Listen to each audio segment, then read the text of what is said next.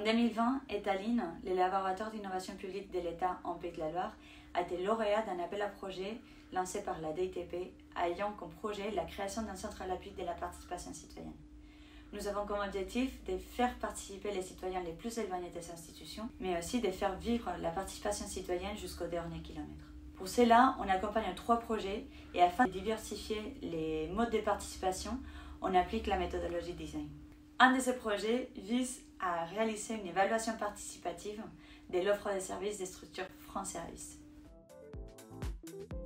L'objectif général, c'est d'une part d'abord évaluer l'offre de services actuels en termes de besoins, d'outils, d'accompagnement, en tirer des enseignements pour ensuite co-construire des solutions en associant usagers, agents et partenaires. Une approche participative, c'est-à-dire qu'on va vers les citoyens. Et ça, c'est extrêmement important. Ça permet que leurs besoins, leurs attentes soient prises en compte. L'usager, il a une expertise d'usage qui est aussi valable que l'expertise des techniciens, quels qu'ils soient. Donc, cette expertise d'usage, pour qu'elle s'exprime valablement, je pense qu'il y a un lien de proximité et de confiance pour que l'usager puisse effectivement se sentir légitime à participer et à co-construire.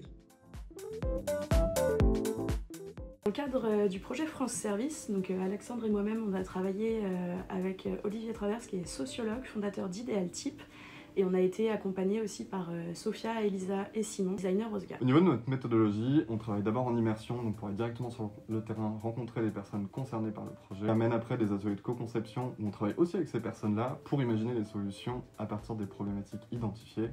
Et la plus-value vraiment du design, c'est de pouvoir prototyper et tester après ces solutions. On a constitué un panel de 9 France Service, 67 usagers qui lui ont été interrogés, 26 entretiens agents France Service, 8 référents préfectoraux et un focus group qui a réuni 8 partenaires socles. Et on a abouti à l'objectif de travailler sur l'aménagement de ces France Service, les outils d'accompagnement de médiation ainsi que la dynamique partenariale et territoriale. Tous ces sujets ont été traités en atelier de co-création par la suite. On est parti du coup des problématiques identifiées sur le terrain pour mener 5 ateliers. Donc il y a 3 solutions qui ont été choisies pour le prototypage. Donc on a un nuancier administratif pour faciliter finalement la compréhension des démarches. Deuxième, on a une pochette France Service pour organiser ces démarches administratives. Et en dernier, un tutoriel des démarches administratives pour aller vers plus d'autonomie de l'usager. Vraiment des moments riches pour échanger, confronter nos regards. Le bénéfice, c'est d'abord de créer un lien privilégié avec d'autres acteurs, de réfléchir à ce dont on aurait besoin, d'avoir une meilleure connaissance du contexte institutionnel de France Service et du coup de participer à sa transformation positive.